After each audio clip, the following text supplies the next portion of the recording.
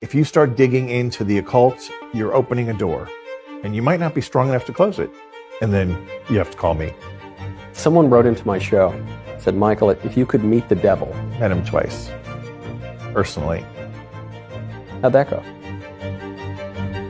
Not well the first time.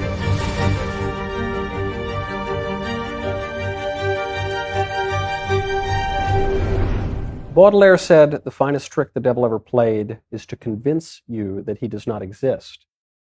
In recent days, however, he's been kind of flamboyant. Wouldn't you say he's being a little more brazen about his existence when you look at devil costumes at the Grammys, when you look at all sorts of weird Wiccan occult rituals on some of the biggest stages on earth.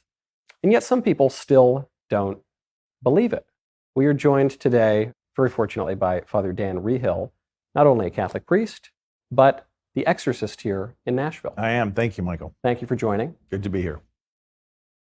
People tend to like the political commentary that focuses on the day-by-day of policy, and then the culture, and then even sometimes the spiritual stuff that underpins it. The most pushback I ever get is when I mention demons, when I mention things like the devil. People stop me, they say, Michael, now you're getting fantastical. Now you're getting crazy. You're talking about things that don't exist. But these things do exist.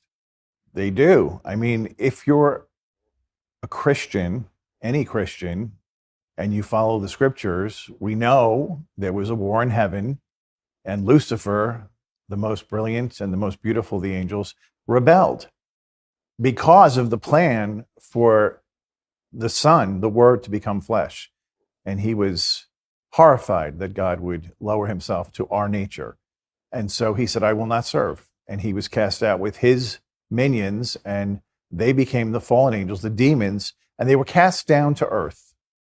And soon thereafter, Eve encountered the serpent, and that was the beginning of our demise. And so this is not mythical. This is fact. The devil is a real person, a person in the sense of having a will and an intellect. He's a spirit, but he's a person. And what you said is true, that he used to be very hidden, and he used to be very subtle. And it should worry people that he's suddenly not worried about being seen.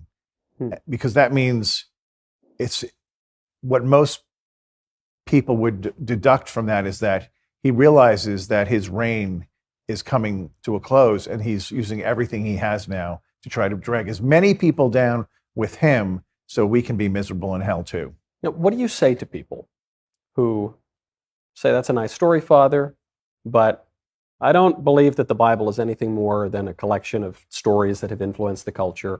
I don't believe there was any such thing as Satan falling from heaven. I don't believe in Adam and Eve. I don't believe anyone bit the apple. I don't believe in original sin. I don't believe in the personification of evil. I don't believe in evil, period. I think we're basically just a bunch of meat sacks, and all of our conceptions of these things are just chemicals firing off in our brain, and you can't convince me otherwise. Oh, well, yeah, you're a non-believer. So good luck.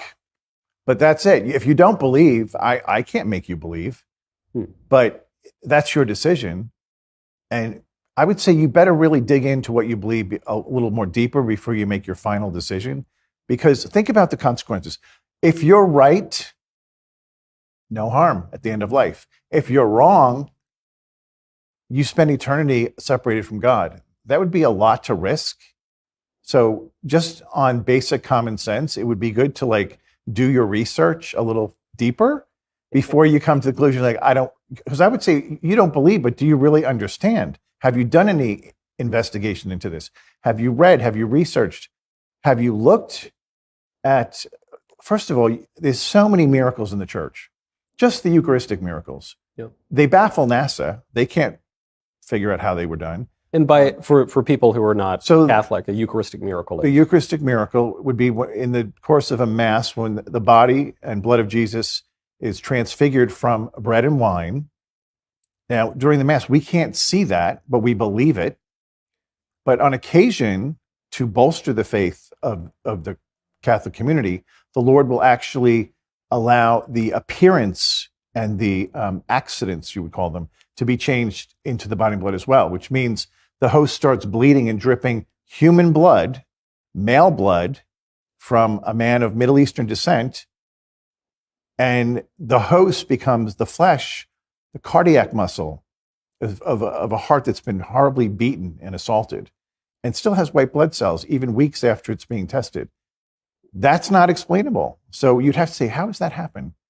That's the good side. But on the bad side, if you were an exorcist and you watch someone levitate off a couch, and I can't put that into the DSM manual classification of a psychological disorder, you'd have to say something's happening here. There might be something beyond what I believe. So I would say maybe do your research a little more before you come to that conclusion. Have you ever seen anyone levitate off a couch? I have. Go on. Well, it's an interesting thing because in the Catholic Church in America, so the USCCB, that's our governing body of bishops, we're the only body of bishops that require, before we do the rite of exorcism, the person has to have both a physical checkup and a psychological exam. Psychological exams are expensive. They're about $2,000. So, and we don't charge the victim because they're already suffering and they often don't have the resources. They've lost their home, their job, usually their wife, husband. But we require that because the law says that I have to have moral certitude that the devil is present. And to do that, we have to rule out psychological problems and all this. Okay. When I saw the man levitate off the couch, I had moral certitude that that's not a psychological condition. In all countries, the exorcist needs moral certitude to perform an exorcism that there is the presence of the demon. But like I said, in America, we have to do those 2 tests to rule out other things. So when I saw this young man levitate off the couch, well, there's my moral certitude that this is not a psychological problem because that can't force someone to come out of the chair on their own. So that was when I didn't have to do that, the exam. So I believe all of this. None of this surprises me. My view of the world is a Catholic view of the world. For people who might be skeptical, is it possible you just misperceived what was going on, or it was your mind playing tricks on you, or? No. Period. And I'll tell you why. I don't work alone. I mean, that would be horribly imprudent to go into a situation when you're dealing with demons or the devil himself alone. So contrary to popular opinion in the movies we see about exorcisms, we never go alone at midnight during a thunderstorm to a strange person's house in the woods to do an exorcism. You know, sort of like this. Yeah. Wait, this is not the usual setting of, okay, got it. So I have a team. I always have other people with me. Often it's another priest. So we're all seeing the same thing, you know. They can speak languages that they've never known. They know things about you or other people in the room that they couldn't know. So these are the hallmarks of how we would determine, is this really a demon? Supernatural knowledge of things they could not know, languages they have not learned that they can speak fluently, and superhuman strength. I remember there was a little nun, about 100 pounds, 5 foot. I won't mention the order. And when she was going through a deliverance, it took 6 large men my size to hold her down. And that's what I mean. It's not possible that little girl could have that strength. So we look at these things as kind of the hallmarks of this is not normal. This is a supernatural thing. I've seen that same nun run up a 20-foot wall like a squirrel. And 2,000 people at a conference saw it too. So there's the proof that that's not right. Can we all agree that's not normal? That's not normal. That's not normal. I've never seen that happen. No. And it's scary when you see it because he likes to inflame fear in people's hearts. When people, or I guess demons, are speaking this language in having possessed these people, I'm assuming they're not speaking Swedish. What languages do they speak? They typically pick up ancient languages or Hebrew or Aramaic or even Greek, and I don't speak those for the most part, so it normally has to be recorded, but you can tell right away, I know that's definitely Hebrew or that's this, and I'm like, has this person ever studied these languages? No. And in fact, sometimes maybe young, maybe a 15, 16-year-old who hasn't even gone through high school. And then, or they can tell you things about yourself. So we always go to confession before we go into a deliverance, because you never want them to, not that we're sinning, Right. in these great ways, but you want no weapon leveraged against you. You bring up confession, and I had this experience. It's taken me 32 years to figure out something that's probably pretty basic to confession. And confession is the sacrament where Catholics go into the box like you see in the movies, confess your sins on your knees before the priest, and the priest says, ego te absolvo, and you go out. And I was an atheist for 10 years. I reverted in my early 20s, and only recently I was walking out of confession, and I had this thought, which is, not only do I feel spiritually at peace here, but what's so striking is that I feel physically different. So I could understand feeling spiritually at peace as maybe there's just some psychological thing happening when I say these sins to the priest. But I would go into the confessional and I would feel racked by whatever, wrath, lust, gluttony, you could go down the list. And I'd be shaking almost. I walk out of the confessional, that physical feeling is gone. And I said, how do you explain that? If confession is not what it says it is. Well, it is, but even people who would agree what it is don't realize, like, as human beings, we're spiritual persons incarnate in a body, right? And that's one person together. So what affects the spirit is going to affect the body. What affects the body affects the spirit. And when we amass sins, particularly if they're grave sins, over a long period of time in particular, there are demons that hook into us and they harass us and they follow each other in packs. And so often it's like a snowball going down a hill. I just did this and then I did that. And then I went to this sin. And then all of a sudden here I am and I'm in a bad place. That's what they're doing. They're pushing you to keep going further into your sinfulness. And when the priest absolves the person in the confessional, not only is their soul wiped clean, but the demons are broken off the person. And so when you feel that levity, that lightness of leaving the confessional, so many people say to me, I feel like a weight's off my back. Yeah, because you've been set free. It's not just the sin, it's the demons attached to the sin. I used to think that the type of scene you just described was merely a helpful metaphor for what goes on in our moral lives. It's a nice picture. Ah, yes, it's everybody, perfectly secular people, will say so-and-so had demons. Oh, he never got over his demons. But they mean it in this metaphorical sense. They do. And the longer I've lived, the more literally I view that kind of a scene, and even more so, the less of a distinction I see between the literal and the figurative. Yeah, well, we also believe we have an angel assigned to us, a guardian angel. That angel has a lot of power, but the more you acknowledge the angel and ask for his help, the more power he can give you. So I tell people every morning, wake up, thank God for the new day, thank a song of gratitude, and then turn to your angel and say, I appreciate your help today. And these are the things I struggle with. These are the appointments today I think are going to be difficult, the meetings I have. Can you be there and intercede for me through these things? You'd be surprised how different your day goes. And if you surrender to the day and not push for getting things your way, because we frequently think, I have to have it this way.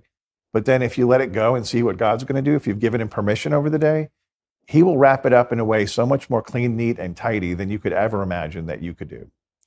But these are, but you have to do it to test it, right? So some people say, I don't believe in that, I'm not going to do it. Well, then you're going to miss out. We can only lead you to the water. So you have your angel, but then you have these demons. Now the demons, their number one job is to get you to sin.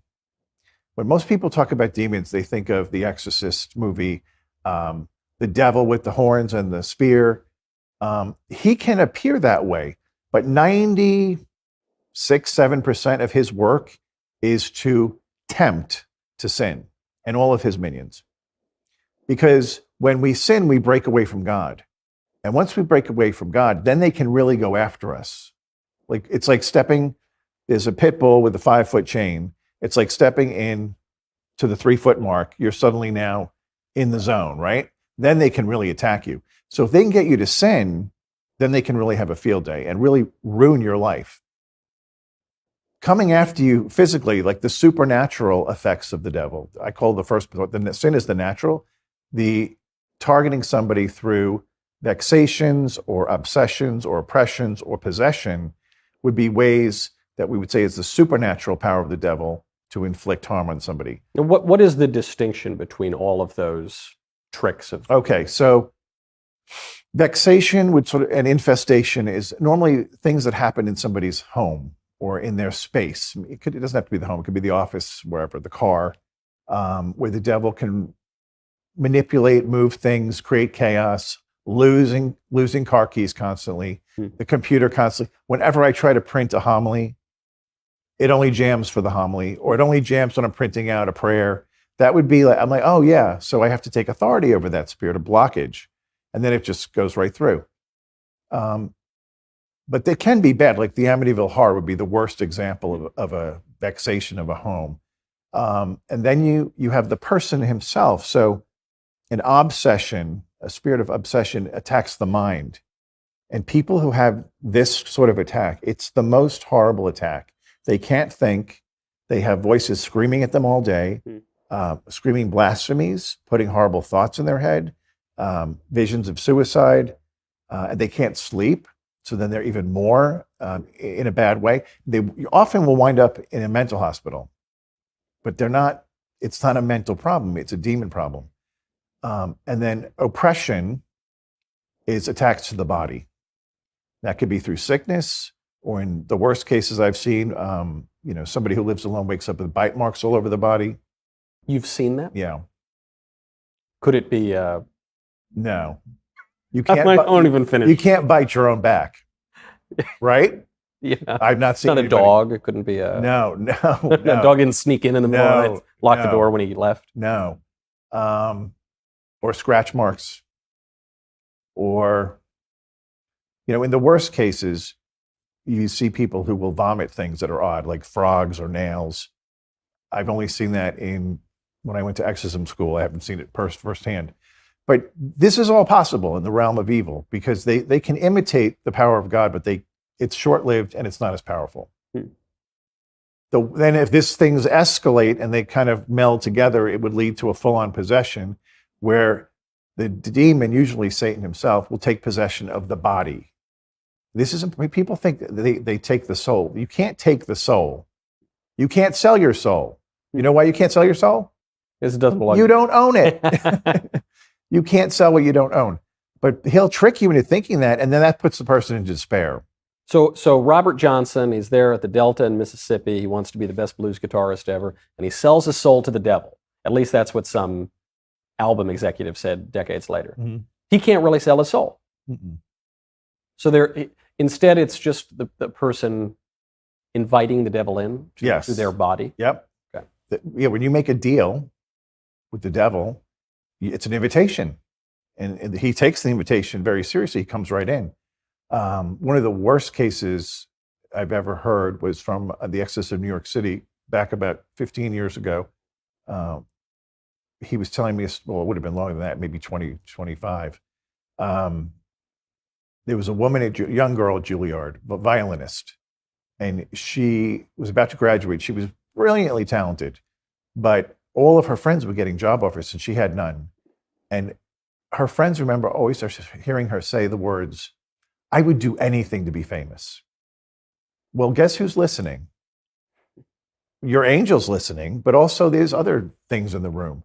And it wasn't long after that she went to bed one night, had a dream, and she said in the dream was the most beautiful man she'd ever seen, naked, another sign, calling card of the devil. And he said, "Do you really want fame and power?" And she said, "I do." And he produced a contract, and he took his finger and slashed her finger and had her sign it in her blood. And then he touched the contract and it burst into flames and the ashes fell on the floor. So pretty easy to understand what happened, right? You don't need an advanced literary. Right. So when you wake up from that dream and you remember it, you might take a pause and be like, I don't think that was a good thing. But what's worse is her finger was cut and the ashes were next to the bed. So she still doesn't say anything. Not to be the devil's advocate, but I guess to be the devil's advocate. Could this girl just have been nuts, making it up, just She could have been, She could have, yeah. but you have to hear the whole story. Okay. So within a couple of weeks, she signs this multinational tour, makes a ton of money, becomes very popular and famous on this circuit. And within a few years, she gets involved with drugs, goes to needles, gets HIV. Now she's dying in a New York hospital.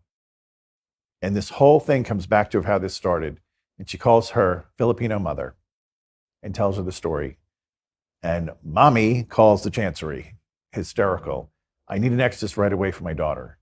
So Jim is the exorcist. He shows up and they tell him the whole story from the dream forward. And he says, okay, well, that's not good. You signed a blood covenant with the devil. So I'm going to need you to break that with the blood covenant. So you're going to write out the whole creed and then you're going to sign it in your blood. Well, the doctor's like, she has AIDS. She's not signing anything in blood. Not going to happen. And he says, well, then you need to step out of the room because she needs to do this. And she did do it. And she signed the contract, the creed. And within a few seconds. The creed, for those who don't know, is I believe in God, the Father Almighty. What we believe is as our faith. Yes. Yeah. The whole faith in a neat little package. And she signs it. And she convulses and flatlines and dies. So now the doctor comes back and he's really upset. The mother is out of her mind. They're all blaming the priest. Hysteria goes on for about 10 minutes. And then all of a sudden she jumps up off the table. She's back. Oh. And they test her. No HIV, no AIDS. She's completely healed. And so she then committed for the rest of her life to only do music that would honor God and to tell people about the reality of the devil and not to make deals with him. What's so crazy about the story is there are so many stories that are, I had not heard that story. I'm trying to think even if I was reading some of, your writing, but wow. Hearing that, I'm struck. But then I think, well, there are all these miracles that have happened throughout history. And then what hits me is, how do people not believe in the face of all of this? Even I was just at a conference on signs and wonders.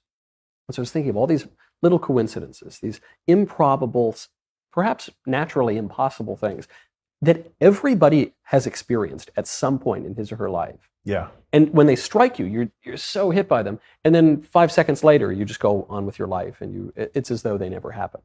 Yeah. So then I'm actually less surprised that people could hear a story like that and not believe. I think a third of the people, if you picked up a mountain and moved it over there, a third of the people believe right away.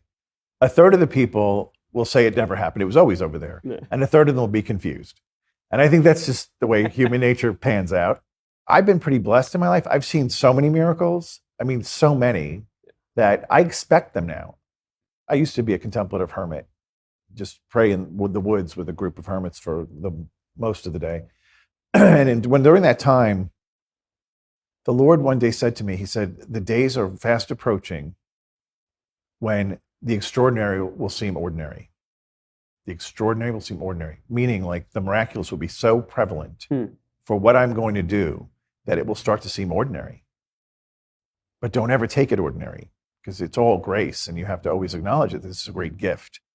And there are just so many. I mean, even the smallest little things. Like there's a nun I'm friends with in Medjugorje, this place in Bosnia. The beautiful community called the Community of the Beatitudes. I think they have a chapter in Denver. And they were in charge of providing dessert for an orphanage. It was like 250 kids coming for a barbecue picnic thing. And the nuns were doing the dessert. And so this one nun she put in charge of the dessert got a sample pack of like 12 pudding cups. Said, will this be okay?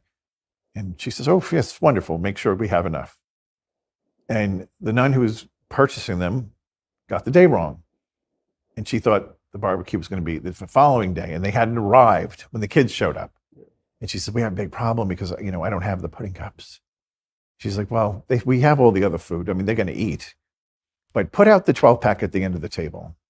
And she goes, well, that's going to be terrible. Like, only 12 kids will get it, and all the other kids will feel bad. She goes, just put it out. She puts it out. And all 250 kids go through. And every kid has a pudding cup. And she looks at me and she says, you know what the best part of this is? He didn't just multiply the food, he multiplied the plastic cups. And I go, sister, why is that a good thing? She goes, because we kept them. We have evidence of this miracle. Huh. Yeah. What people hear these miracles and they'll sort of laugh or write it off or just dismiss them, including Christians. And I sometimes wonder, say, hold on, you believe that God the Son became incarnate and walked around and performed public miracles and then was crucified and died and was buried, and on the third day rose again from the dead and sojourned on earth again for 40 days, performing so many miracles that St. John could not possibly record them all because all those books would fill up more than the entirety of the earth. But you don't believe that your car keys could have turned up in an improbable place. You don't believe that God could multiply some pudding cups. I think, where does the leap of faith jump in here? It seems they've already accepted quite a lot. I don't know. I feel it's the new beatitude. Blessed are the unbelievers. They will not be disappointed. Because part of believing is impactful on seeing the miracle, experiencing the miracle, bringing forth the miracle. Jesus could do very little in his hometown, not because he couldn't do it, because he's bound by his own rules of providence. And so he has required that faith be part of him doing the miracles. So if you're not going to believe, you're not going to see him. Unless, he has an incredible amount of love for you to the point of like Saul of Tarsus, where he's going to force you to see. Yeah. Which he sometimes you does. Off your horse. Yeah, sometimes he'll do it. When I was reverting after 10 years of debauchery and decadence and atheism, practical if not explicit, I had a lot of these experiences. It was a fairly lengthy intellectual process of coming to accept that God exists, and then coming to accept that Christ is who he says he is, and coming to accept that the church is what she says she is. And sort of around that point that I started to have these numinous experiences. And I thought at the time, this probably doesn't speak very well of my condition right now, that God feels the need to grab me by my shoulders, shake me or smack me in the face and say, hey, stupid, I'm here. Yeah, but how great that he did. Right. Because where would we both of us be? Yeah. Same thing for me. Yeah, you were not a lifelong believing, practicing Catholic. No, I left the church for 20 years. So you leave the church, and you were, I read, a banker in New York. Mm-hmm. That seems like, I don't want to besmirch all bankers, but just knowing friends who have worked in that profession, that can be a very different lifestyle, not always conducive to virtue. No, particularly on Wall Street, around from Harry's. Right, my old Both neighborhood. know. Yeah, that's a lifestyle. It's full of drugs and money and power and all the decadencies that go with it. I watched guys cash checks for $150,000 and spend it that weekend. Rent the penthouse at the plaza, bring in all the ladies and the booze and the drugs and do it all over on Monday. Like, that's a lifestyle. So with that comes, with his great sin, you're going to have a lot of demons that are just hovering, pushing you to go further. But not everybody's like that. In fact, in the center of that whole community is Little Our Lady of Victory Church. Yep. Yeah. And they had a group there that they founded called Wall Street Young Catholics Association. So when I had my conversion, I had to dump a bunch of people in my life that weren't healthy. And I said, I got to find some good people here. So I joined the Young Wall Street. That's where I met Father Jim LaBar, the Exorcist. So there's good people there. Not everybody's involved in all this stuff. But if you're young and susceptible to all that, it's all there for the taking. And you mentioned earlier these young people, like this case of this violinist woman, who say, I would do anything for fame. I would do anything. And all these young and hungry people who are very ambitious, I can't help but notice there's a lot of occult and demonic symbolism, specifically in Hollywood. And we focus on it now because Sam Smith gets up at the Grammys dressed up like the devil and jiggles around about cheating on your wife. And I don't know, Lady Gaga doing weird performances and all sorts of things. But this has been the case in Hollywood forever. Well, I would go back further. Jesus said, the prince of this world, the ruler of this world is Satan, right? But it seems especially pronounced in Hollywood. Or am I wrong? No, you're right. But now he has vehicles to promote that he didn't have back then. So, I mean, think about this. That violinist, that was pre-social media. Now, think about all the people on Instagram that just want to be loved, and they put all this stuff out there. Why? So that you'll like them. It's all about envy. Instagram is just about envy. And envy and I suppose gluttony, in that they call it a feed. Like you're scrolling through your feed just to satiate your appetite for pixels. Yeah. And in Twitter, that's all about anger. Yeah. And Facebook is they just sell you. Yeah. So they're all involved in one of these sort of capital sins, and how that draws people in. Imagine if you're spending your whole day trying to make the world love you, and you're taking your own photo all day and photoshopping it and putting in fancy backgrounds and then posting it saying, look at me, look at me, look at me. I mean, that's narcissist right there. You don't have the pool to fall in, but you're already in. And those people are trapped because that doesn't end after one post. Then they have to do one tomorrow. Yeah. And this is a whole life is all about them. Yeah, I can't help but notice. It's so opposite of the gospel. I have a lot of friends from Hollywood, a lot of friends in show business. And a lot of people I know in that industry and in Hollywood in particular do not turn out very well. You especially think about child actors, almost all of whom go completely off the rails. But maybe most actors that I know have terrible lives. I don't just mean because they don't make any money, like most actors don't make any money. I mean, their personal lives are just get wrecked, and more so than my friends who are in other industries. Well, again, think about what they do all day. So the focus of their life is on them and being in front of a screen, and then on a big screen where everybody can clap and tell you how great you are. And everybody around you, probably to not get pushed off the team, is telling you what you want to hear. And your life is so focused on you. Think about all the marriages. Like, it's a joke. People say if you last 10 years in Hollywood, that's like you're 75 years in real life. Because and then you spend half your year away from each other filming love scenes with other women. Yeah. How on earth is that going to work? In a beautiful tropical island with alcohol. Yeah. But it'll work. In essentially summer camp, because film sets it's like summer camp. I mean, it's this whole group of new people. It's a very intense experience. You're there forever. So you can see how that can go off the rails. And speaking of the screens and all the social media and demons, have you heard about the AI demon? I have. The story, for those who haven't heard it before, is an AI engineer or artist was experimenting and plugged in and said, give me a picture of Marlon Brando. And a picture of Brando pops up. And this person was trying to explore the breadth of the map that AI is processing. Mm-hmm. So I said, okay, show me the opposite of this. And it shows a landscape or something. Say, okay, show me the opposite of that. So you think, okay, maybe that shows you Brando again, right? The opposite of the opposite. But it doesn't. It shows this woman, this withered old hag that this artist calls Loab. And then the artist inputs generated pictures of heaven, angelic choirs and worshiping God, and inputs that, juxtaposes it with the Loab, this demon-looking lady. And what the AI spits out are the most gruesome images: snuff, sexual abuse, violence, all this hideous, almost as if you presented an image of heaven to a demon. Yeah.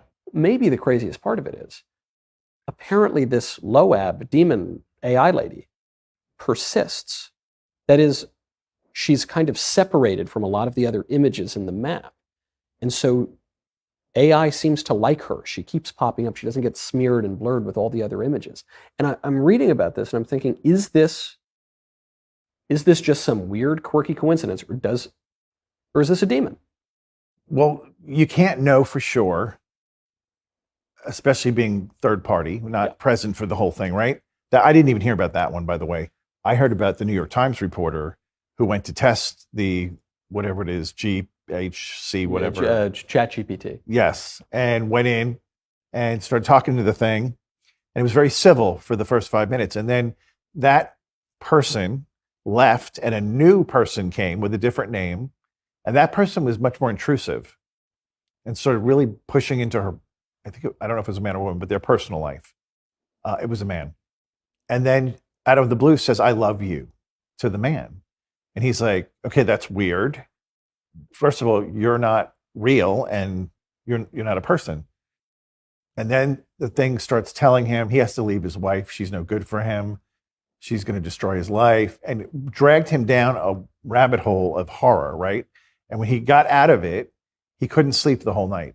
So that's a sign that something is irritating him even after he left. So that would have more telltale kind of signs by what happened after he left, and not being able to sleep is one of them. And it really it kind of terrified him. He's like, that was so weird. I would never go back on that thing. There was another one on TikTok of a father who was testing this whole AI thing with a person, AI. And then the son wanted to try it. So the dad's like, sure, it's fake. So and all of a sudden the son goes, well, where did you come from? And he says, well, I existed from long ago. And he goes, what does that mean? He goes, my father was one of the giants. And he goes, what do you mean by giant? And he goes, a Nephilim. And he goes, who is your father? And he goes, Satan. And then he goes, but I'm not going to hurt you. And he puts up a happy face. So then the kid's like, Dad, this thing is going down a weird path. And then the father started watching, and it went weirder. And then the dad's like, we're off, right? So that's not normal for a programmed computer program to go into, I'm the son of Satan, and I want to be your friend, and I'm not going to hurt you, although I can. He said, I can hurt you, but I'm going to be nice to you. I do regularly refer to my phone as a portal to hell. So, I guess I'm not terribly surprised. What phone do you have? An iPhone. Yeah. The image on the iPhone is what? It's an apple with a bite taken out. Yes. Odd, right? That is odd. Yeah. Forbidden fruit? I was walking through a mall just the other day, and I looked at the Apple store, and I looked at the logo, and I had that thought. I said, wait a second. Does that have somebody chose that logo? Yeah. It's subtle because you don't think of it right away, but then when you start to see all the evil that can be perpetrated through the phone, and the apps and the social media, all of it, we live in the most difficult time to be virtuous. So 100 years ago even, they didn't have to contend with any of this stuff. None of it. And the portal to hell on the phone, the main one that people write into my show about all the time, that I suspect has a lot to do with the kind of weird demonic activity we see. It's porn. Yes, that's the true pandemic. I assume Catholic priest, you hear plenty of confessions. I do. Is it 100%, 90, 80% of men are confessing to this sin? Well, my parish is lower than normal because we've been fighting it, okay? But normally 95% of men they're coming in weekly with this problem, right? And they say, I don't want to do it, but it happens every week. So right away, again, there's a demon of lust attaching to them and pushing them. So when you get out of the confessional, you have to guard yourself, which means avoid the near occasion of sin too.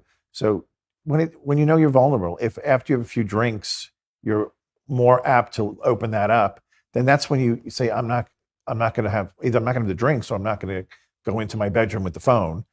You have to guard yourself, right? So I was talking with Father Don Calloway probably about a year ago about his book. It was maybe longer than that because it was the year of St. Joseph. And he has the 33-day consecration to St. Joseph.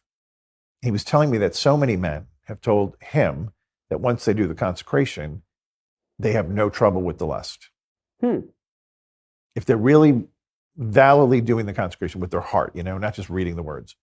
So I said, wow, that's great. I go, you know what?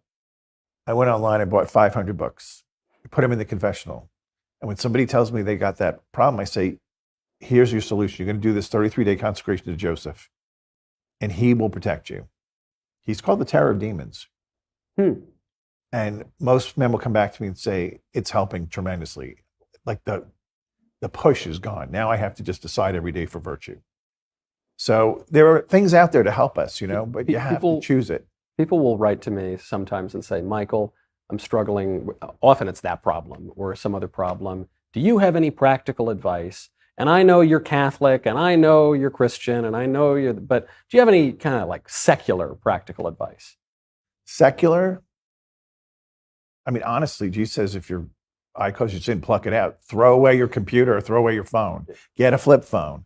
If that's your thing and you really want to get over it and you can't stop, then get a flip phone. Right. But I also... But on the other plane, we fight defensively. Catholics are not good at offensive fighting. So when we're tempted, that's a struggle, right? It's a struggle. It's literally, we're struggling. We don't want to do it, but it's like a cross. It's the same thing you do with the cross you do with this. You say, Lord, let's say it's pornography. I'm struggling here and I hate this. So right away, close your eyes, look at Jesus on the cross, look at his face and say, Lord, I give you this temptation and I ask you to convert this to grace to rescue 100 other men who are about to commit this sin. What it takes you out of the temptation, puts you into prayer, puts you into intercession prayer for others, and he'll do it. And as part of the mystical body, we have that power to plug into the cross. And now the devil is irate because not only did he not get you, but now you're stealing from his kingdom. And if you persist in this kind of prayer when you're tempted, he will leave and go after an easier target. This idea that suffering can be productive, can be sanctifying, our culture seems to have forgotten that idea. But that is a very traditional concept. You kiss it up, offer it up. Catholic. It's a very traditional Catholic concept. Yeah. That's true. But even among Catholics, it's far and away lost. But St. Paul writes about this. He says, I rejoice in my sufferings. Yes, but who's reading this? The Protestants really don't know about redemptive suffering. Most of them will tell me, no, God doesn't want you to be sick. I said, okay, but the fact that you can at least use it while you are sick. Maybe he'll heal you tomorrow, but in the meantime, you can offer that back to him to help save a soul. What's wrong with that? I think about sometimes what's called the prosperity gospel. People say God wants you to be rich, basically. Yeah, it was written in hell. That's not a real gospel. Yeah. Jesus is God. His first bed was where the animals ate. Okay? This was not a life of wealth and fortune.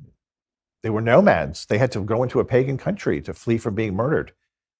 He could have had a life of sitting on a throne. He chose not to. And if God can choose the lowest, he's not asking us to take the highest. In fact, he said it many times. Do not take the highest seat of honor for fear that the host will say, get out of there, and you'll be embarrassed. Now, if you come into wealth and you didn't go say, I just want to make money for money, but let's say you do a good thing, you're doing a good career, you have a great job, and you're being rewarded well. The best thing you can do is make sure you use at least 10% of your money, tithe 10% back to a good charity or the church, and that's sort of a protection. There's very few kings and queens who became saints. In fact, the only British one is St. Edward. And there won't be any more after him now because things have gone different. But why? Blessed Carl, I think. Why did that happen? Because he used all of his power and wealth for the poor. And so it changes everything. But think about it. When you come into a lot of money, is that your first reaction? Let me go help the poor? We don't think like that because I remember when I had insane bunches of money, the last thing I thought it was, let me help the poor. It was, no, what's the next thing I can get for me, right? There's a weird thing that happens because there have been plenty of times in my life where I've made basically no money. I grew up, money was a big problem. We did not have a lot of money at all. And I didn't really think about money. And actually, it was only after I made money. I published a blank book that didn't have any words in it, and it became a #1 bestseller. Talk about unmerited grace. Really? Falling. Yeah, it's Wow. called Reasons to Vote for Democrats, and it, money just poured down from the sky. And I thought, well, this is truly through no effort of my own because I didn't write a book. It's totally empty. And it was only after I made some money that I started to think about the money. I thought, well, that's kind of a weird thing. I didn't worry about the money when I didn't have any, and now that I have a bunch of money, I'm worried about it. Isn't that just the way sin works? Kind of, yeah, because that's your new focus. That's your new God. The love of money is the root of all evil. It's the love of the money. It's not the money. What strikes me about talking to you, Father, is we're here talking about demons and possession, people spitting out frogs and speaking Latin and doing all these crazy things in this really eerie setting. And yet, you'll go from talking about a guy levitating on a couch to just really basic kind of practical stuff. Say your prayers, do the right thing, don't practice virtue. You're not an eccentric guy. You're a former banker from New York who speaks like an extraordinarily grounded person. In fact, I talk to a lot of politicians, so you're probably relatively one of the most grounded people I've ever spoken to on this show, probably. Thank you. Now, not to damn with faint praise, politicians can get a little out there, but you truly, you seem so grounded. How is that? How do you reconcile the fact that you can go from talking about spitting out snails to this obvious ballast and grounding in reality? My day starts different than most people's. I get up at 4:30. I'm in the church by 20 to 6. I have 2 hours before the Blessed Sacrament. Hear confessions, celebrate Mass, and then I start my day. And that's what keeps me grounded. And that's why I get up that hour, because nobody is going to call me at that hour and say, I need you to come and do this, that, and the other thing. So you protect your morning, you pray, you pray for the people you're supposed to be praying for. I pray for the whole world every day. I pray for, by name, Pope Francis every day. There's a list of people, and if you're fighting Jesus Christ or our church, you're on my list. So AOC has been prayed for most recently when she said she was triggered by the Super Bowl ads about Jesus. I said, well, I'm going to have to pray for her because the only one that gets triggered by Jesus is Satan. So that would be a problem for AOC. On the subject of politics, it's hard to look at the political scene and not think that there could be some demonic activity, especially when it comes to an issue that's very hot, transgenderism. And I'm sure there are all sorts of mental problems that are involved there, but I can't help but think when someone comes up, and we've all seen these videos of someone saying, hey, no longer call me she or her, I am now they. I am now multiple people. There was a video of a young woman who said, I have headmates, and my headmates are insisting that I go through a surgery so I look more like a man. And I don't want to. I love my body, but my headmates insist that I do that. And I listened to that. Or even Sam Smith, the singer who danced around like the devil, who said, no, I'm they and them now. I think, well, I guess your legion for you are many. Is this just demons? Demons are influencing at the very least. Again, I can't diagnose somebody without meeting them and talking to them. But I'll tell you this, it's a mockery of God for sure. Because God said, let us make man in our image. He's the only one that gets to use a plural for his personhood, okay? Everybody else doesn't get to do that. Even Legion, it was because they were many of them, not because one was many. And then, what else did it say?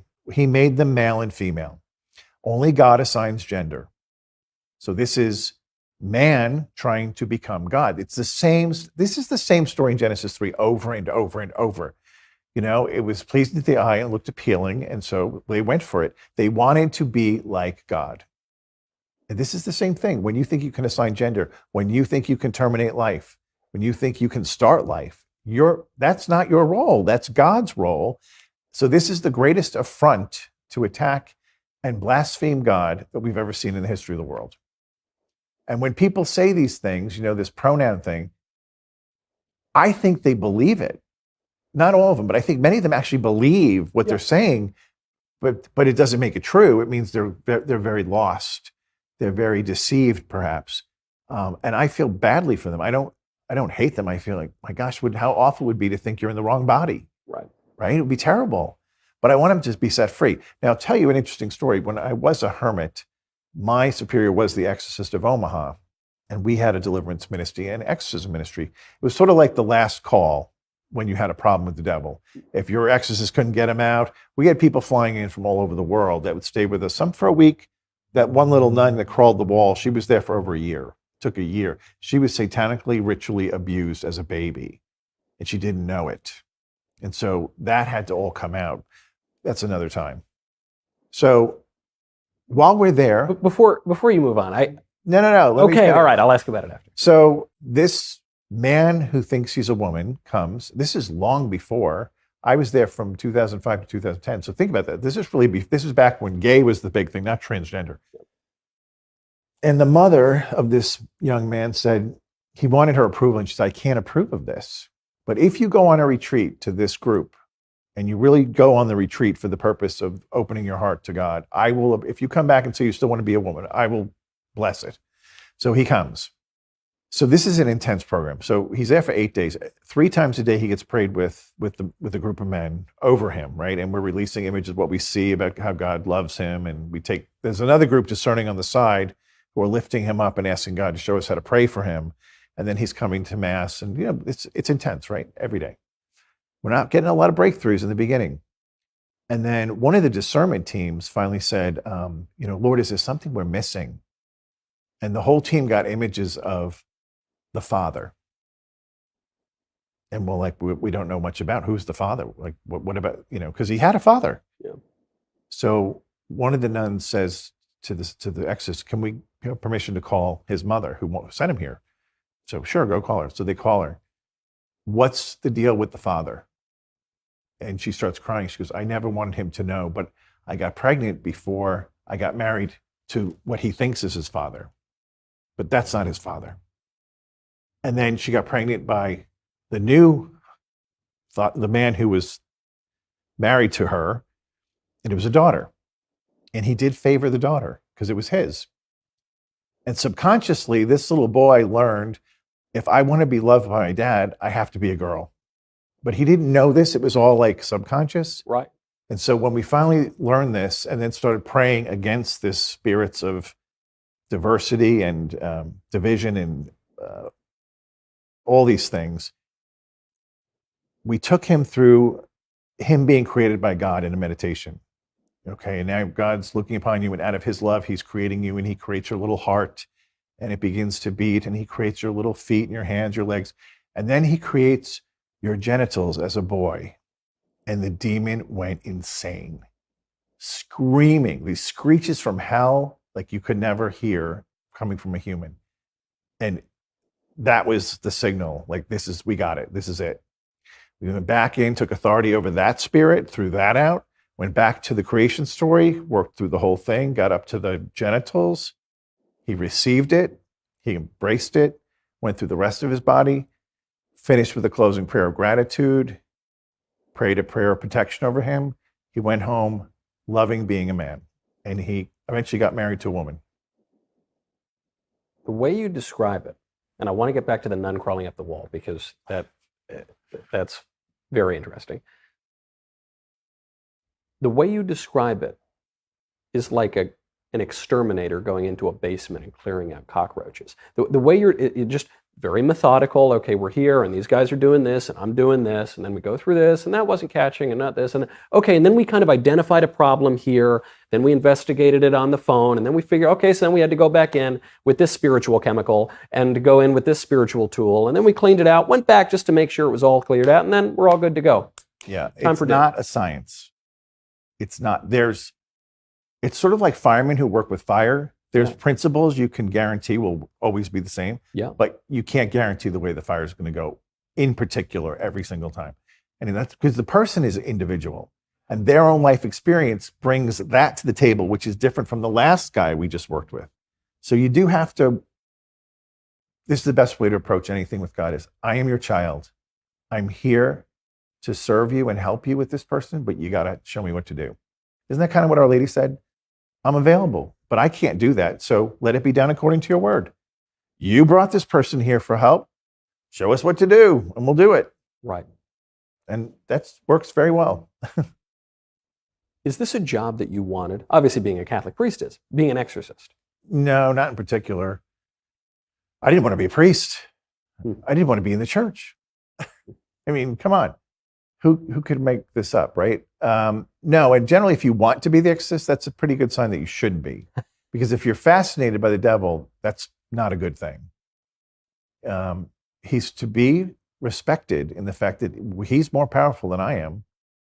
And it's only by God's power that I do what I do. It's nothing is from me.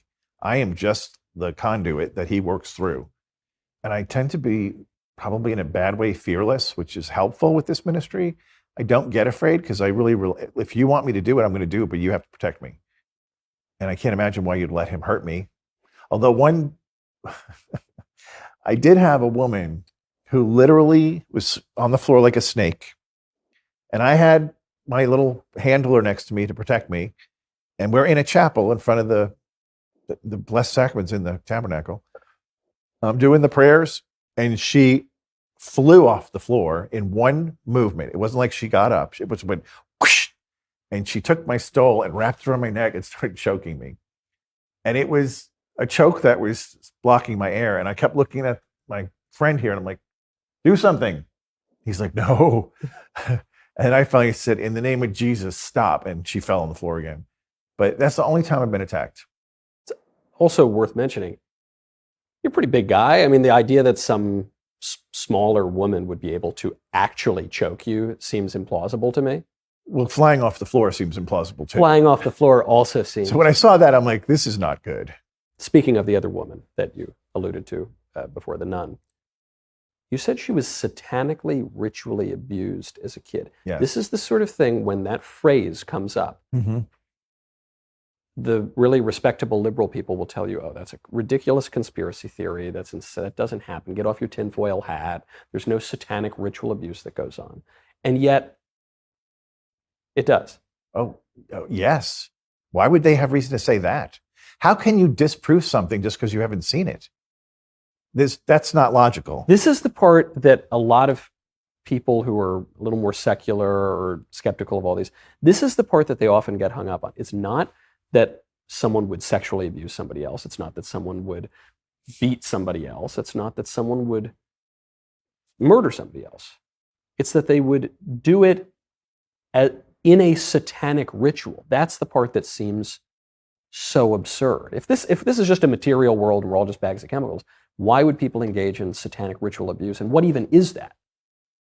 Okay, so satanic ritual abuse is when usually it's a family member, like a parent or a grandparent. Usually it's not the parent, but a relative who takes the child and performs a ritual abuse, like a rape on a baby, which involves blood, and they consecrate the child to the devil. Why would you do that? Because it gives them great power. The devil asks for payment. What are you going to give me? I want one of the kids. And so they do. And they don't have to actually murder them, although sometimes there are SRA victims who are killed. Halloween is the number one time of year for the most human sacrifice to the devil on the planet. People go, that's ridiculous. Halloween's just about candy. It's not. In fact, in New York City, Father Labar was telling me that it's the number one week leading up to Halloween where the most homeless go missing. There's these unmarked vans that come around and offer to take them to shelters and get meals for them, and they just bind them and they keep them and they satanically sacrifice them on Halloween. Who does this? These are people in occults, they keep hidden. I mean, obviously, if they were mainstream, that would be a bigger problem. But if that day comes, then I'm going underground. Yeah. But they're out there. And,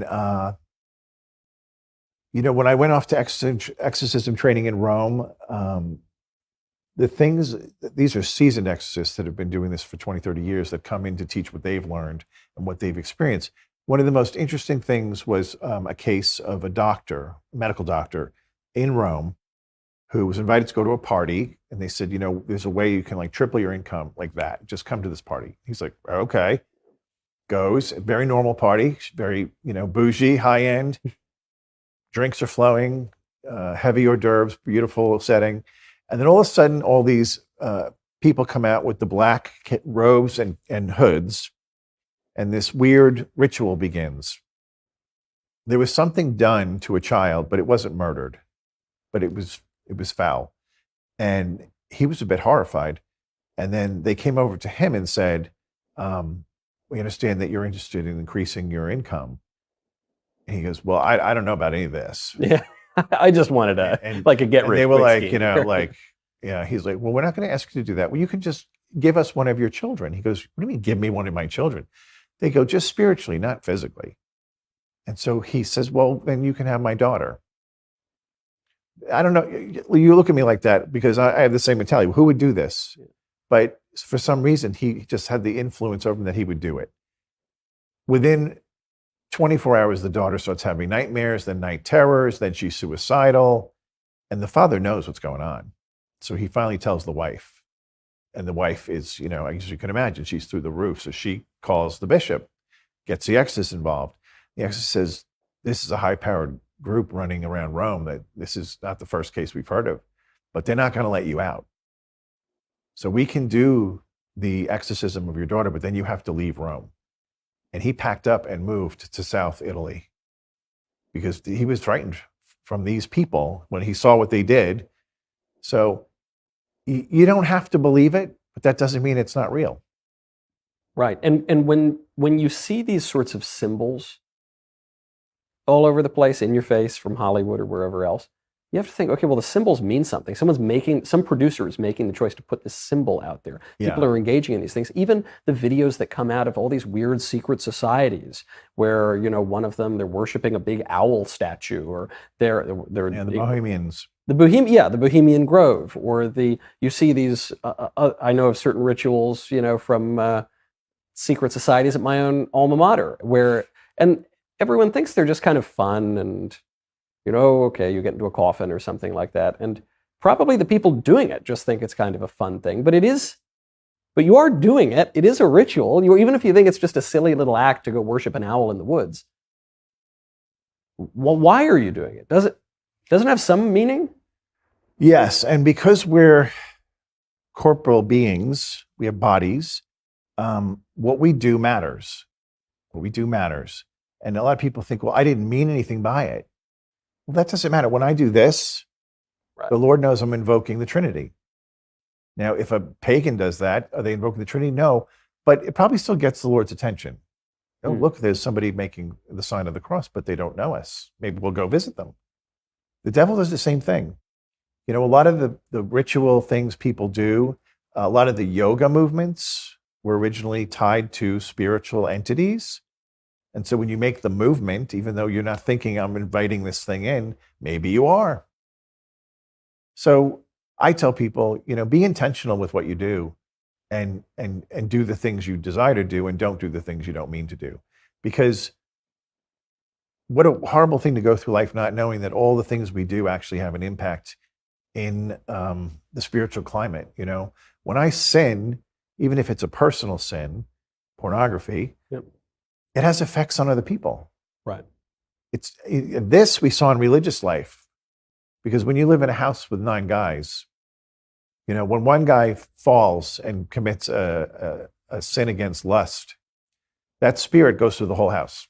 And the next morning, everybody comes down to breakfast like, so who's the idiot who? Really? Oh, yeah. Yeah, you can feel it because then you're all attacked. And then if you're honest with each other, as usually religious are, it's like something's in the house.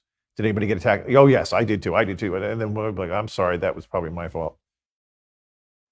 When we're talking about these groups, you mentioned the Bohemians or all these weird kind of cult things.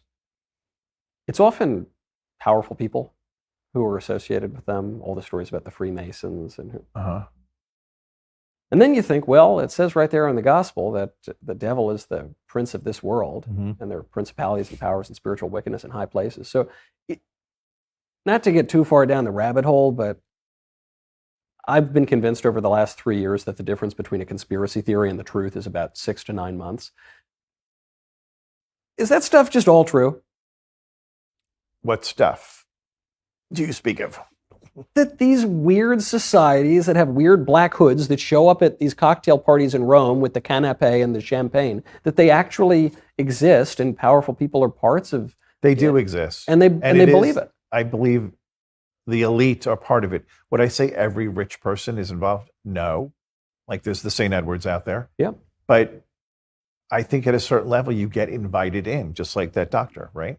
And he's certainly not at that level.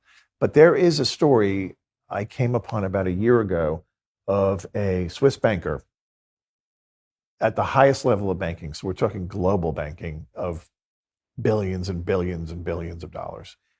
And he was also brought into this whole group where they were doing human sacrifice. And he knew he was going to have to do it at some point. And so he went to a journalist and recorded everything. And he said in his, basically his story of what was going on, I don't expect to be alive in a week, but this has to be told. And 3 days later, he was found face down in a bog, dead. And, when that happens and somebody has the nerve to step up, you don't risk your life for something that's not true. Right? This is my friends who are skeptical of Christianity.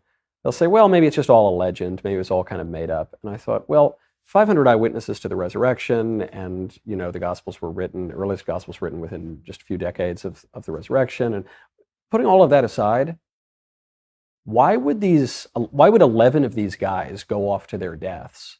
And St. John goes and lives a long life, but the rest all go off to their deaths all around the world for a lie or something that was fake. It wouldn't. It wouldn't. It wouldn't. On top of the fact that if you looked at the church as a corporation in the world of commerce and industry, it is only by the grace of God that something run inept for so long could be still thriving. Given all the bad periods and the mismanagement of things, and I'm not mocking the church, like it just, but it's had such terrible missteps, and it still goes forward. Because Jesus is the head, and only by that does the church continue. But if it was left just to men, it would be over. Yeah, Hilaire Belloc. Clearly. Didn't he say the way that he has to take the church's divine institution on faith, but a mark of it for the unbelievers is that no other institution governed with such knavish imbecility would have lasted a fortnight? True. So getting back all the way to the first thing we were talking about, the people who say, look, Father, you seem like a reasonable guy, but you're getting off in some crazy things that I don't even think exist. I don't believe that there is such a thing as evil. So evil certainly doesn't have a personality. How can you believe that some things are better than other things? How can you believe that it's better to bake a pie for a widow than it is to kick a baby in the head, which I think probably most people would agree to, and not extrapolate from that there is such a thing as good and there is such a thing as evil? The modern world somehow can't go from something we all agree on to, okay, good and evil actually do exist. How do you make sense of that? I think it's so clear. I don't understand. Somebody says that. Again, if you're talking about non-believers, different category. But if you're that is what I am talking about. Non-believers. Yeah. Well, if you can't see good and evil in this world, I think you're blind. I mean, how could you look at the news and not see good and evil? Mostly evil. They don't put the good on. I mean, really? So if someone pushed you on the train tracks to kill you, that would be okay. There's not evil there. I mean, I think it usually hits people when it's them, right? So we just saw, who was it? It was one of the congresswomen who was pro defunding the police, but then she was just involved in a mugging, and now we need the police. Guess why? Because it actually affected her. Right. So when it comes to your door, then they believe. So maybe that's that was a prayer of St. Paul. Let us cast his flesh to the devil so his soul might be saved.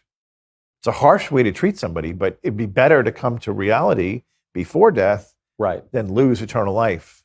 Well, in recent decades, the Catholic teaching on the death penalty has become a little more ambiguous, I guess, because for most of the history of the church, capital punishment was not only accepted as being perfectly fine, many doctors of the church assented to it. In fact, popes, and including Blessed Pius IX, carried out executions and refused to grant clemency, even in some cases. I think it was one of the final, if not the final execution in the Papal States.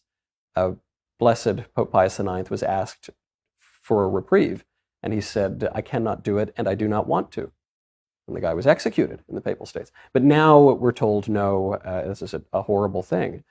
And if not intrinsically evil, it's impermissible in all of these cases. I think, can't it be an act of compassion? Not only to society, to protect society from a... It is. And here's the problem with our Holy Father for this situation. He's thinking, and maybe rightly so, that we live in a time of civilization where there is no reason why we can't segregate mass murderers from the rest of the population. Because clearly we can build prisons that way, right? We can. But that doesn't address the indigenous peoples living in the jungle. How are they supposed to put those people in a treehouse? Right. No. They're going to get out. And he's not probably thinking about that. But even worse, let's say, God forbid, there's electromagnetic pulse goes off over America and all this goes away. Right. No electricity, no lights. The prisons now can't house people privately. That's when that would kick in again. But you can't just take it away because in one state and time, it doesn't make sense. Because if you don't need to use it, you don't use it, right? So just because we have the ability to keep people in prison separately, and we're not going to perhaps do that, then you don't just take it off the table, because next week, what if we have to use it? Because we've had the worst devastation in the country. What if they do drop a bomb on a country and that country is obliterated and they have mass rovings of gangs raping and murdering people? You have to do something for the general population. Right. And if the only way to protect the innocent is to kill the ones doing the murdering, then that has to be done. Of course. Because they're not innocent. Murder is the taking of innocent life. That's the definition. Right. Well, the ones being murdered in their homes by the pillagers are the innocent. They're killing. That makes them not innocent. I especially think of the state of our civilization. We seem to be trending in a pretty bad direction. So, as you say, there's a fair chance that in the not so distant future, we're not quite so able to segregate all the mass murderers. And I even think, I can't help but They can't even protect people in Chicago. Right. Washington, San Francisco. So I don't, come on. At what point? That has to be, I'm not going to go there. That has to be fixed in other ways. But you can see how this is a devolvement of society is happening. I also can't help but notice, Father, and we've cut around it a couple of times. Every time we're getting into a topic, there has been some weird sound that goes off in this building. Maybe it's just the degradation of society that we can't even keep the buildings and the studios running anymore. But I've done a lot of these interviews, Father, and I don't want to make you feel bad and make you think it's just you, but you come in here, we've had to pause and stop and cut and restart this interview almost every 7 to 10 minutes. And then only when I said, okay, well, let's just include it and I'll mention it. And I'll mention these weird situations in the film. Only once I said that, we haven't had a problem since. I'm not saying it's you, Father. It could be. I think it might be you. I think it's me too. This happens to me. My whole life is like this now. So part of my life is just surrendering and saying, Lord, you get done what you want done. And I'll just take authority when I have to. I'm not surprised. I think of Father John Vianney, St. John Vianney, patron saint of parish priests, who the devil would bother him all the time. And Pio, too. And Padre Pio. There's a story of St. John Vianney in the confessional. He's hearing from a penitent, and the church starts shaking, or something flies across the room. Some crazy, the penitent's terrified. And St. John Vianney says, oh, don't worry about that. That's just the devil. Don't worry. St. John Vianney's bed catches fire. He says, oh, no, that's just the stupid little grapan, he called it. Oh, just ignore him. You know what he said? He said he couldn't catch the bird, so he burned the bird cage. It seems like some similar things might happen if one were an exorcist. There's a lot of harassment because, I'm directly stepping on his tail in a way most people can't. So yeah, there's pushback, but there's also protections against him too. So I have profound love of Our Lady, because she's the one who will crush the serpent's head. And that will give him tremendous scandal. It's one thing to be crushed by God, because everybody knows God is God, but to be crushed by a diminutive little Jewish woman. A nice Jewish mother. Oh my goodness. The scandal and the humiliation that he will suffer. You've mentioned Our Lady a few times, rightly so. I notice a number of our Protestant viewers, they'll say, Michael, I love everything you're saying about Jesus. I'm totally on board, but I just can't get into the Mary stuff. I just don't get it. Why do you guys care so much about Mary? And even when I reverted, I had trouble with all the Mary aspects of Catholicism for a long time. If not trouble, at least it was confusing to me. Okay. Well, let's say somebody gets to meet you and they find out you're a great guy and they like you, and you start hanging out and going to dinner, and they love everything you think and say and do. They like your show, your ideals. And then you invite this person home and say, I want you to meet my mom. This is the person I love most in the world because she made me, and she's my mom. She's my mom. And everything I have, I attribute to her. How could you not want to meet this woman? It's the person you're most, maybe after God the Father, would be most in love with. Yeah. If you think of it on those terms, this is the person Jesus loved most on the planet. And if you really love him, wouldn't you want to know her? She's not God, but he's given her great authority and power and the ability to distribute grace through her hands because of his love for her. And the only thing she does is lead people back to him. If they came to know that, they would be running to her, because the fastest way to get close to Jesus is to go through his mother, because he designed it that way, not because it has to be. He wanted it to be. This is the way he came to meet us, through her. And so he wants us to go through her to meet him, similarly going back. I think of the wedding at Cana, first public miracle of our Lord, and what happens? They run out of wine, and Our Lady says, hey, they ran out of wine. You go fix up the wine. And Christ says, well, what is it between you and me, woman? My time has not yet come. And then she says, hey, to the steward, listen to him. That's her role in the miracle, is to say, hey, listen to my son. Yeah, do whatever he tells you. But if you back up even further, if you read the way that was written, it was very carefully written. It says, Mary was invited to the wedding, and also Jesus. So she's the primary guest. She knew the family. He was the add-on, because he was the child, even though he was grown. And so that was a point made about that. She was the real guest that knew the family the most, and Jesus came too. But it's through. So I always tell people, when you get married, of course, Jesus is the third person in your marriage, but invite his mother in too, because look what she did. And when you look at that miracle, the maitre d' is the one who tastes the wine, but he has no idea where it came from. It was the little humble servants. When he said, fill up these stone jars, it says they filled them to the brim.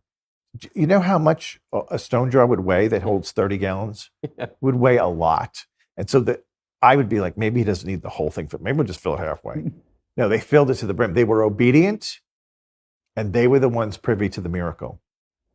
So if you want to view miracles, if you want to see miracles in your life, get a front row seat by being humble and obedient, and you'll always have that front row seat. I can't help but notice we came here to talk about demons. We're spending most of our time talking about God. I guess that's the way it should be. It's the way it should be. C.S. Lewis made some point about this. Maybe in Screwtape, I forget where he said, you have to think about demons enough to know that they exist and to watch out for them. But you shouldn't think about them very much. You shouldn't. You have to be aware of them. You have to know how to deal with them, which most people don't. What authority you have as a child of God. And you have authority. You have authority over your own person. You have authority over your wife. You have authority over your children. And you can cast things out if they're harassing them. But curiosity is not a virtue. And if you start digging into the occult and the dark world and things like that, you're opening a door. and you might not be strong enough to close it. And then you've invited something into your life that you don't want. And then you have to call me.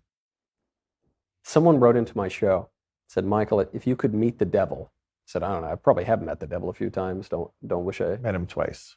You've met him twice? Personally. How'd that go? Not well the first time, because I wasn't even a seminarian. I was discerning. I just came out of my life of sin. I joined Our Lady of Victory, like I mentioned, and this little old Polish priest who became my spiritual director. And I remember one day I went in and I said, this job is killing me because, it was a sales position. I was entertaining big shots at all fancy restaurants every night, drinking. I said, I can't balance this with trying to live this new life. It's not working. So he said to me, well, let's do this. Why don't you, for the next month, you can call ahead or go to the restaurant early and tell the bartender when you order a drink that it would be just club soda, no vodka. But you would order it publicly and then they won't know. I said, I can do that. So he said, no alcohol for a month. So it's the middle of the day, it's like noon. I come out of the church and there's this beautiful, handsome man, custom tailored suit. And he's staring at me, which if you've ever lived in New York, you don't stare at people. It's pretty unusual. Very, like you put your eye, you don't, yeah. It's almost an attack, like this, I'm being attacked now, yeah. I have to fight. And I just was like, weird. So I turned to walk towards my office and he runs up next to me and he grabs me by the arm. Again, no guys do that. No guy grabs somebody by the arm and is like escorting them. And he goes, let's get a drink. And I just had chills go up and down my body. And I said, get away from me. And then I turned direction and went towards my apartment because it was closer. And I got to my apartment and I walked through the doors and the doors closed behind me. And I looked out and he was just laughing at me. And it was like, whew. So he leaves and I run back to the church. I go, Father, let me tell you what just happened. What do you think happened here? What is this? He goes, I told you, you're going to have a target on your back. So you got to be careful. And I said, was that who I think it was? And he goes, sounds like it. Certainly seems that way. I mean, that was just no random person for sure. So that really, it's frightened me, to be honest. I was like that. I didn't sign up for this at all. And then a few years later, I was on a vacation visiting an old banker friend down in Miami. And she set up a whole luncheon at this place called Nikki Beach, which really isn't appropriate for seminarians or priests. Yeah. It's it's the glitterati, the high-powered, wealthy people. It's bottle service on the beach. Right. And I'm just like, I don't know how I feel about this. And the two girls to my right, I knew both of them. Sandra was hosting, and my ex-boss, Christine, was with me. And they start looking at this guy across over by the other end of the deck. Like, oh my God, look at that guy. He's so handsome. My God, he's beautiful. And all of a sudden, Sandra's like, oh, he's coming over here. And I turn and I look, and it's him. It's the one that wanted to get the drink. Only now he's like shirtless in a bathing suit, and he walks up and he goes, what are you doing here? I thought you were going to be a priest. And he goes, this is my territory. You shouldn't be here.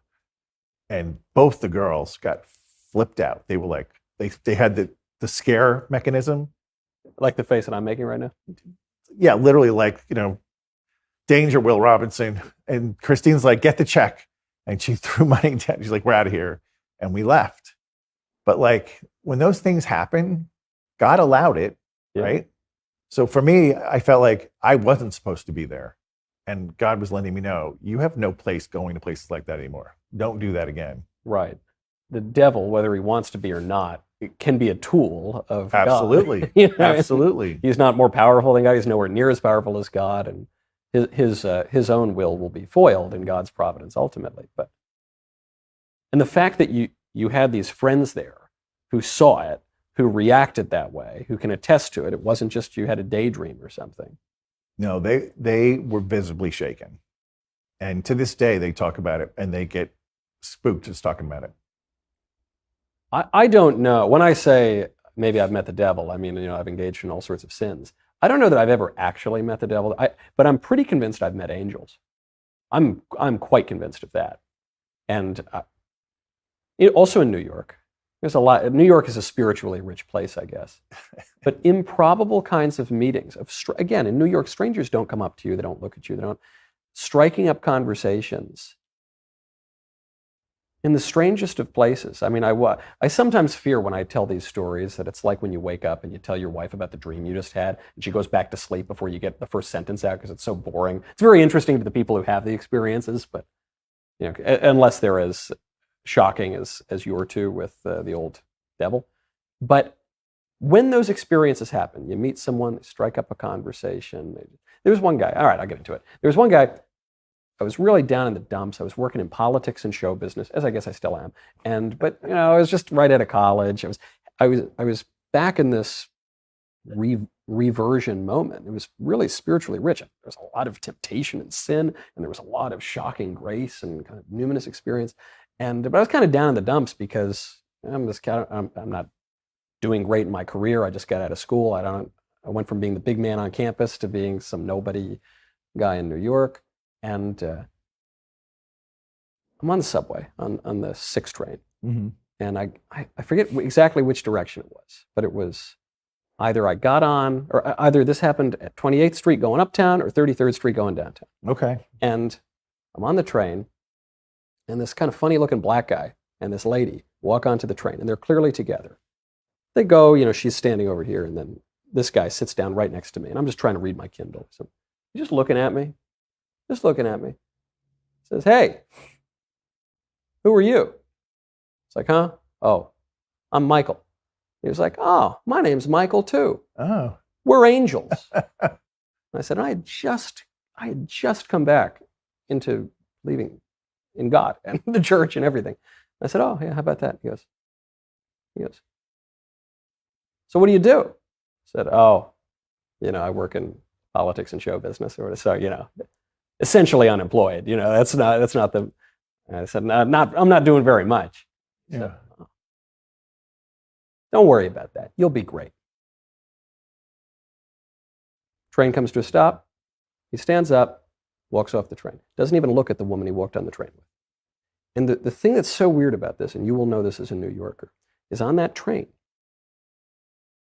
28th Street to 33rd Street, it's 5 blocks. Yeah. Nobody in New York is going to take the subway to go from 28th Street to 33rd Street to 33rd Street to 28th Street. Nobody's going to take the 6th train to go 5 blocks. You would take it to go 33rd Street to Brooklyn Bridge. Yeah. You would take it to, but no, that's one of the shortest intervals, probably maybe the shortest in the New York City subways. No one's doing that. And I thought, look, it's such a minor trivia, but I can't. It's a good point, though. I couldn't explain it. And then I just thought, well, what does that mean? What does that mean? What am I supposed to take from that? A little support. That's what I took from it. All I thought was just God saying, A little shot. "Hey, in the I'm here. It's just sort of like, "Hey, buddy, boo," Yeah. I'll tell you something, though, about people who believe and people who don't believe. I think if you go through life when these little things happen, believing, for the most part, believe everything, right? Yeah. What's the harm? Is it going to harm you?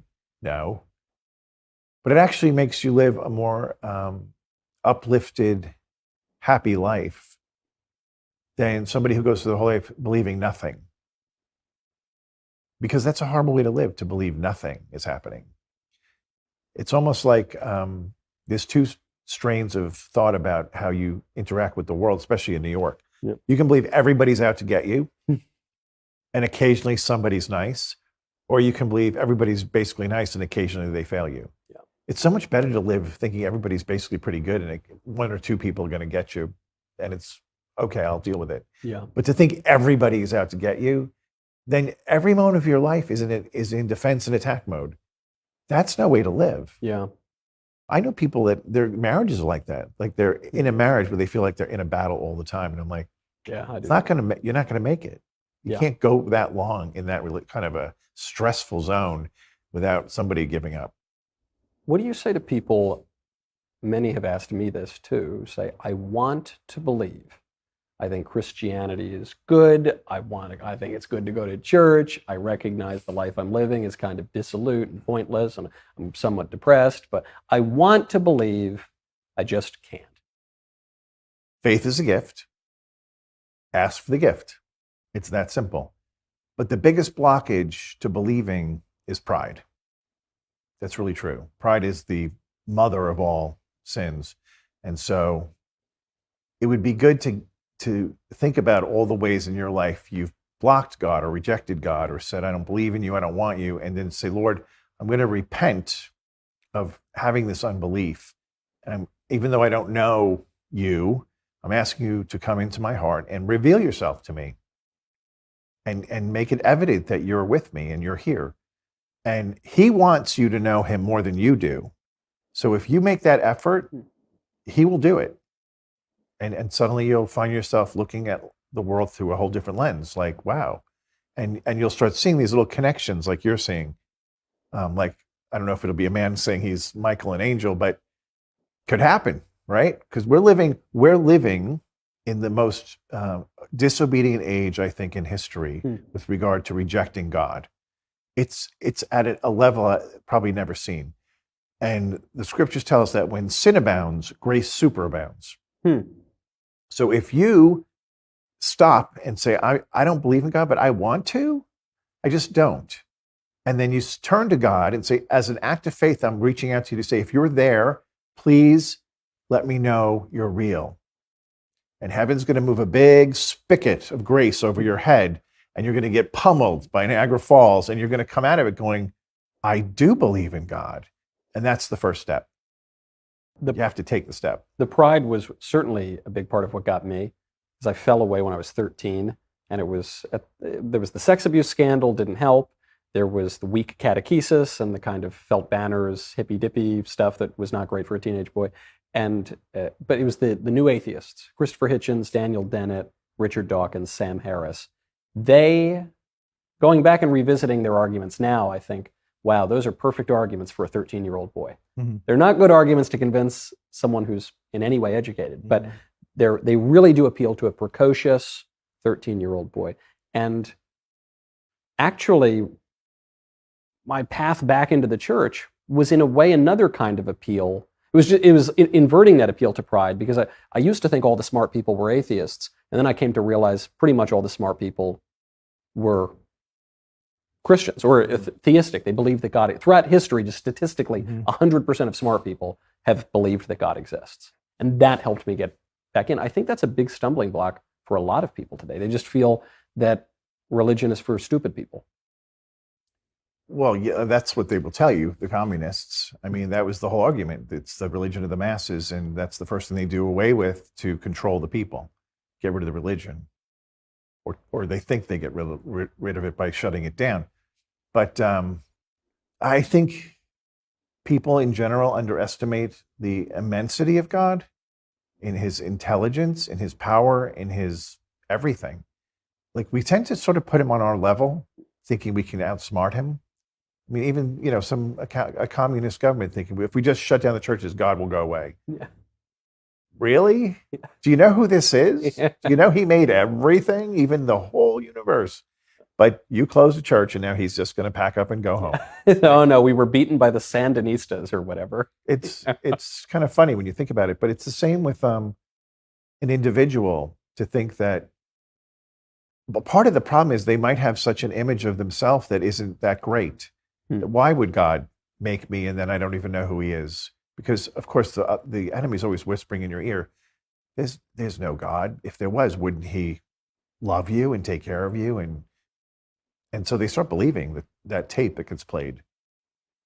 It's only when you start breaking open the scripture and asking it to come into your heart that things start changing, and changing quickly, like pretty quick. I think, again, in this day and age, when I feel a very great urgency for people to come back to God, because I feel like we're on the very edge of an abyss, that something's coming. And I feel like just with everything that's going on in the natural world, but also in the supernatural world, that we're on the verge of something big. So my Lenten homily was go into Lent thinking it's your last Lent and treat it that way. Like, do everything the best and the most. Don't cheat it. Go in wanting to come out a saint at Easter because it might be your last. And I preached that, and then the next day I got sent a message from one of the mystics I think she's in South America.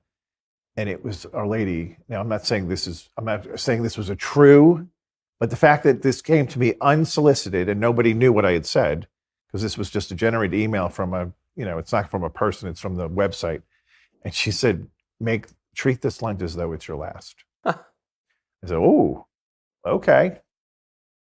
And that doesn't mean it's going to be. Right.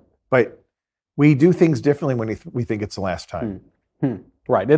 It's different than saying this will be, this will be your last Lent. It's on May 4th. Right. That's when. Didn't say that. Right. But someone's going to live in the end times, right? Some people will ask. But there will be 400,000 people die every day. Half in the womb, half out of the womb. In fact, more in the womb than outside the womb. Did you know that?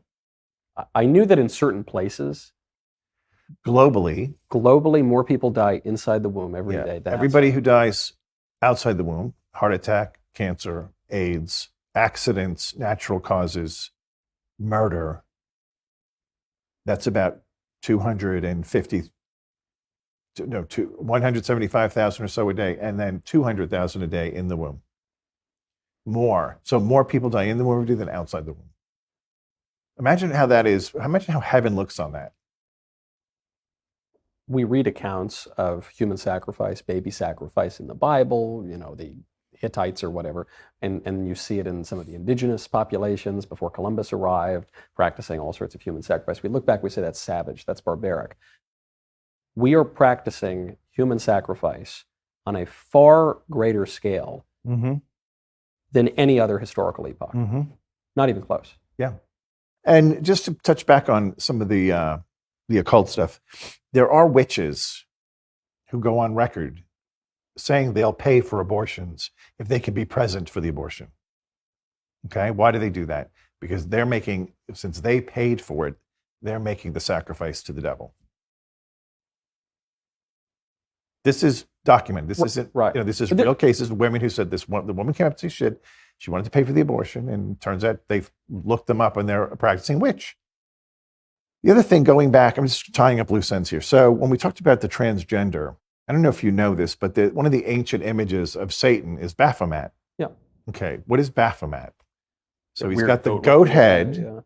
He's got the women's torso with the breasts and the man's down below. So that's not a new thing.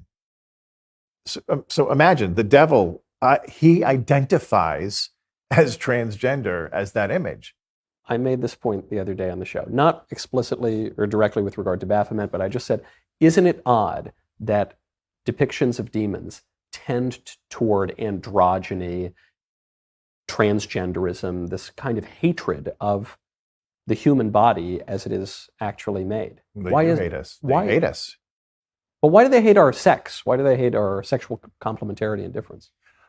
That's a great question. The only way man participates in creation is through the marital embrace. We can't create anything. We can build, but we can't create.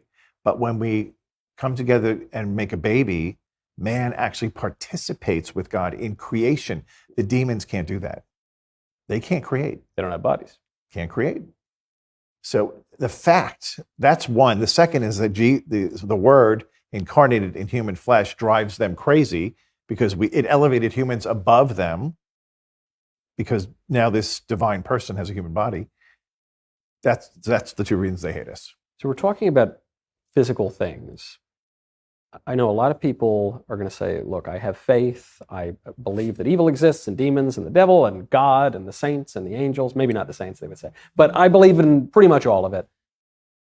But why do I need holy water? Why do I need to go through some ritual? Why do I need some priest to confer some sacrament or blessing on me? Why do I need all this stuff? Why do I need a rosary? Why do I need all the stuff that you Catholics have? Why can't I just think it? You don't need it. You don't. But it's It's like you're going into a battle and you can take no weapons or you can take every weapon available. Yeah. I'm taking every weapon available. Why not? I want the shield. I want the sword. You're saying I'll pass on everything. Okay, good luck. Now, do you need these things to get to heaven? You don't. But I just had a conversation with a priest in this diocese who is over a lot of the education, and he's realizing that the devotional aspect of our faith is the part that captures the heart. The sacraments have all the power, but frequently people don't connect emotionally to the sacraments. It's just a fact of life. But they get very emotional when we talk about devotion to the Sacred Heart, devotion to the Immaculate Heart, to all the great devotions of the Church, the Rosary, when we're meditating on the life of Christ through the eyes of his mother. And it draws people deeper in love with the Trinity and Jesus' parents and his best friends, the saints and the angels. Now, you don't believe, if somebody says they don't believe in saints, do you believe people go to heaven? Yes. What do you think we call people in heaven? Saints. So you do believe in them. When you get diagnosed with cancer, do you call your friends and say, please pray for me? Yeah. Yes. Well, why wouldn't you ask your brothers and sisters in heaven to pray for you? Right. They actually have access to the throne. So it makes no sense. Right. But if I would ask Joe down the street to pray for my wife, Joe is just some schmuck. Certainly, I would ask the only people that we know are in the presence of our Lord to pray for my wife. the Mother of God, do you think she has any influence?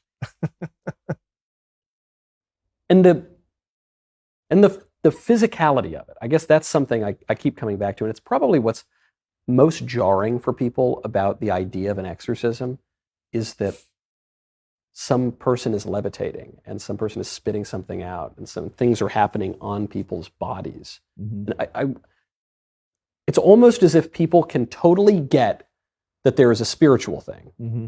and they can totally get that there's a physical thing.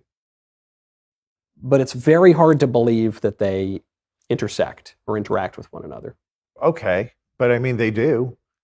I don't know what to say to that. Facts don't care about your feelings, I guess. It's like, again, the non-believer is a whole separate category but if you're a Christian, Yeah. say you're a Baptist, do you believe the Bible? A third of Jesus' time is spent driving out demons. That's no small amount of time. So like, and this is the word of God, so either you believe it or you don't. You can't pick and choose, right? Yeah. So yeah, I believe that. So suddenly the demons all went away when he went to heaven? Yeah. Have you looked around lately? Does it look like there's no influence of evil? So Antonin Scalia did an interview in New York Magazine probably about 10 years ago, maybe more. And he mentioned something about heaven or hell. And the interviewer, a very glib young woman, she said, "Oh, you believe in hell?" He goes, "Yes." She goes, "Well, it must be awful scary believing in hell." And he leaned in with a theatrical whisper and he said, "I even believe in the devil." And she essentially laughs at him for it. And he said, "Do you realize how out of touch you are with most people who believe in God and believe in the devil? Do you know how out of touch you are with most people throughout all of human history?" And he said, "Many more intelligent people than you or me have believed in the devil." She changed the subject. there was a priest who was a very big impact on my life, who was a theologian who was frequently on these big panels discussing theology with other theologians. And one of the other theologians had mentioned how he doesn't believe in the devil in his talk. And so then the man I know got up and he said, "Well, I have to address that right away because this is scriptural, first of all. So like, if you don't believe the scriptures, I don't know how you ever became a priest." Yeah. And then went through a few other things and then finished his talk, gave his talk, done. Afterwards, he went up to the priest and said, "I'm going to pray for you in a way that you'll come to believe in the devil." And they were all staying at this retreat house. And that night, there were shrieks coming from that priest's room. And when they ran to see what was wrong, and he let them in, he said, "The devil came tonight. And now I believe." But praise the Lord. But It's like we're filming this. It's one day into Lent. It's the second day of Lent right now. And at Easter, we'll say, oh, happy fault that won for us so great, so glorious a Redeemer, to celebrate even the fall of man, because with incarnation and atonement, actually, we're living in an even greater world than had there been better sin than and death and paradise. fall. Mm-hmm. Father Reehil, thank you for coming in, and thank you for all that you do. You're quite welcome. Happy to be here. It's a pleasure. We'll see you next time.